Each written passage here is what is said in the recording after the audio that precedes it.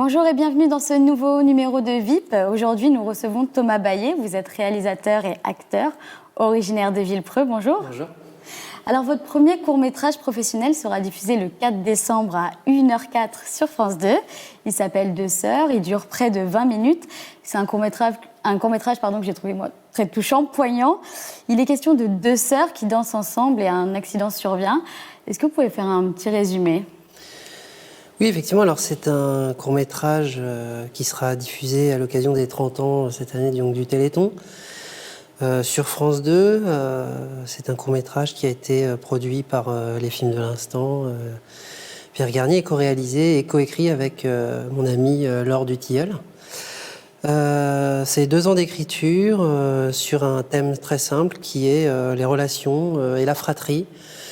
Lorsqu'il y a dans une famille un enfant malade ou en situation de handicap, mais cette fois-ci, et à l'inverse de ce qu'on peut voir très souvent, axé sur le patient, on a voulu s'intéresser un petit peu à la vie des accompagnants et notamment du frère ou de la sœur. Alors pour ce court-métrage-là, il s'agit donc de la sœur qui effectivement va un peu perdre pied et se sentir vraiment coupable et culpabilisée sur l'accident qui va se produire pour sa sœur. Ce sont 2 sœurs qui ont toujours dansé ensemble et qui sont promises à un avenir assez incroyable.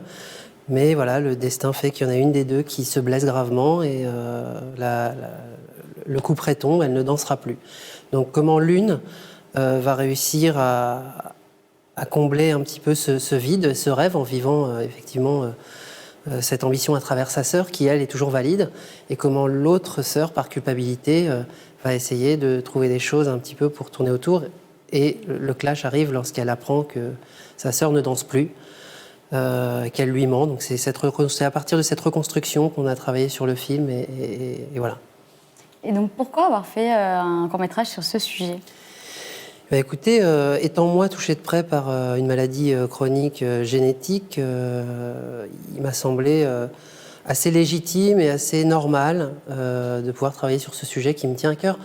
Mais j'espère que ce n'est qu'un début, puisque justement avec Laure, nous sommes en train d'écrire, nous avons déjà 20 pages, ce qu'on appelle la phase de développement du premier de notre premier long métrage. Alors pour Laure, elle en a déjà réalisé, mais le mien, ce sera le premier, où là, on accentue vraiment un film d'1h30, 1h45 sur la relation d'une famille de 4, axée sur cette sœur qui vit aussi le handicap de son frère, pas de manière physique, mais de manière psychologique, et on suit un peu son parcours d'ado vers le jeune adulte. Il sortira quand, ce long-métrage ? Alors, ce long-métrage, on ne peut pas encore parler de sortie ou quoi. Nous, on est à la recherche d'un producteur. Je pense qu'on rentrera dans un travail d'écriture juste après. Pour un long métrage, il n'y a pas de règle, c'est-à-dire que c'est une écriture qui peut durer entre 6 mois et 1 an et demi. Ce sont des étapes à valider avant de lancer le feu vert pour le tournage.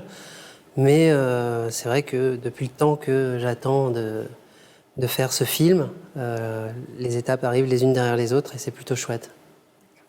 Pour en revenir à Deux sœurs, il a été tourné dans le coin, Plaisir, Villepreux. C'est des lieux que vous connaissiez, c'était un choix ? Alors, c'est des lieux que je connais puisque moi je suis originaire donc, de Villepreux, je suis né à Villepreux.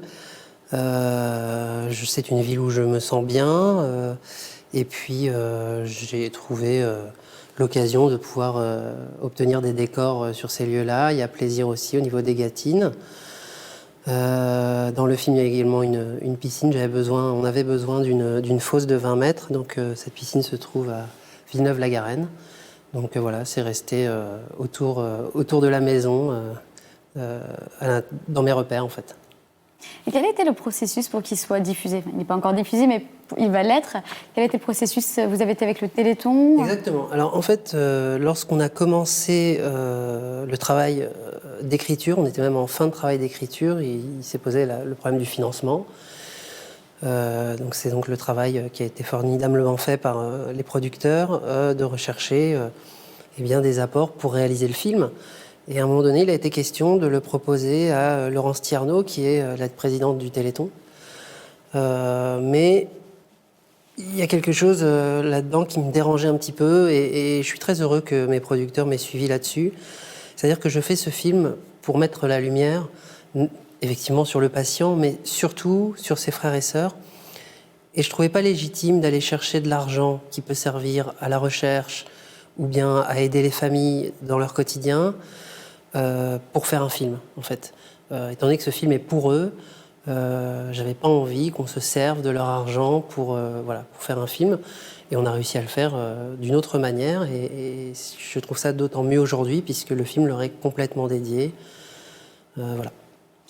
On ne parle pas assez des personnes qui accompagnent des personnes en situation de handicap ou malades? Eh bien non. Avec Laure, on s'est aperçu, puisqu'elle a aussi une expérience, elle a fait beaucoup de documentaires, notamment un sur les familles avec les enfants atteints de maladies très lourdes.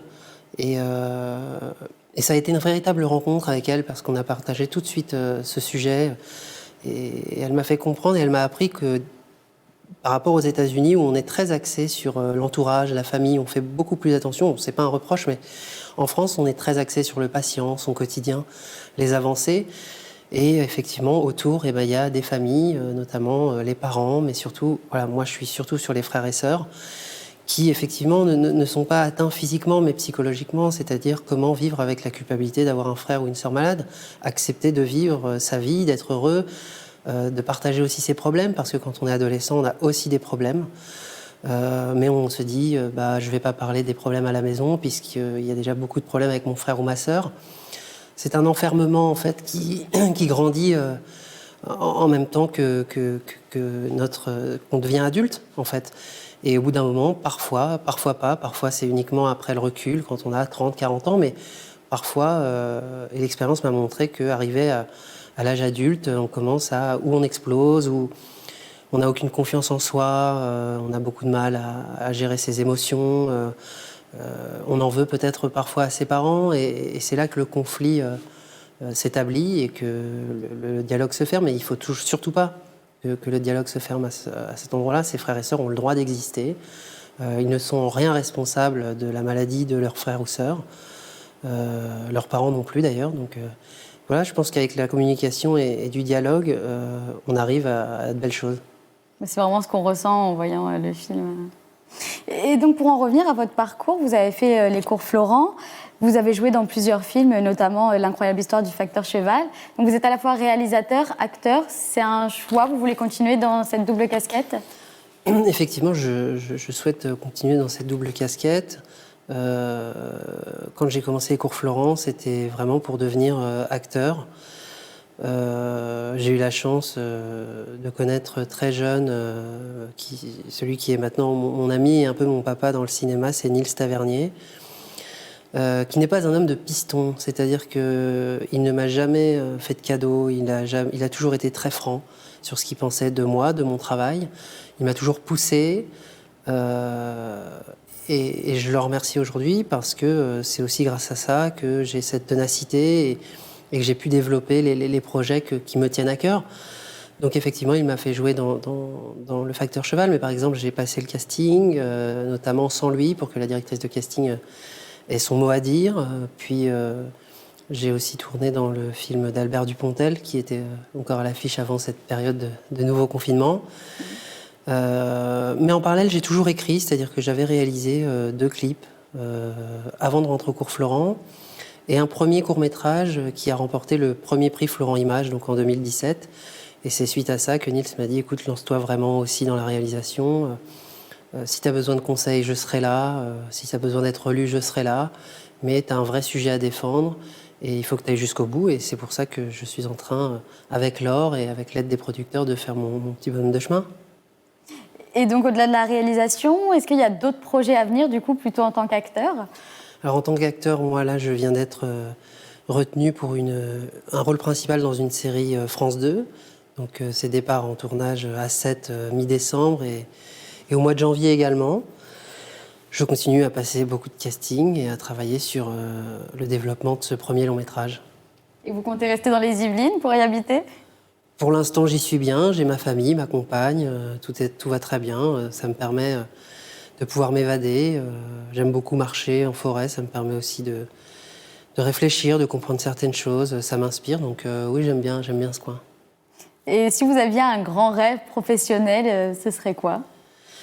Eh bien, le premier rêve professionnel qui me vient à l'heure actuelle, c'est effectivement, au-delà de réaliser ce premier long métrage, c'est de faire la promotion de ce film un petit peu partout en France et de rencontrer ses frères et sœurs et de leur dire réellement, vous avez le droit de vivre, vous avez le droit d'avoir peur, vous avez le droit de vous exprimer, mais parlez-en et les gens seront là autour.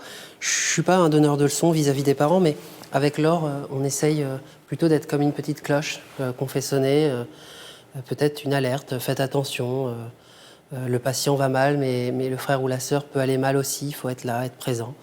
Et c'est vraiment ce message que j'ai envie de faire véhiculer un petit peu en France, à travers ces films. Et un projet personnel? Un projet personnel, ce film est un projet personnel, m'épanouir aussi dans ma vie privée, voilà. Très bien, merci beaucoup Thomas Baillet d'avoir été avec nous. Je rappelle que le court-métrage sera diffusé le 4 décembre sur France 2.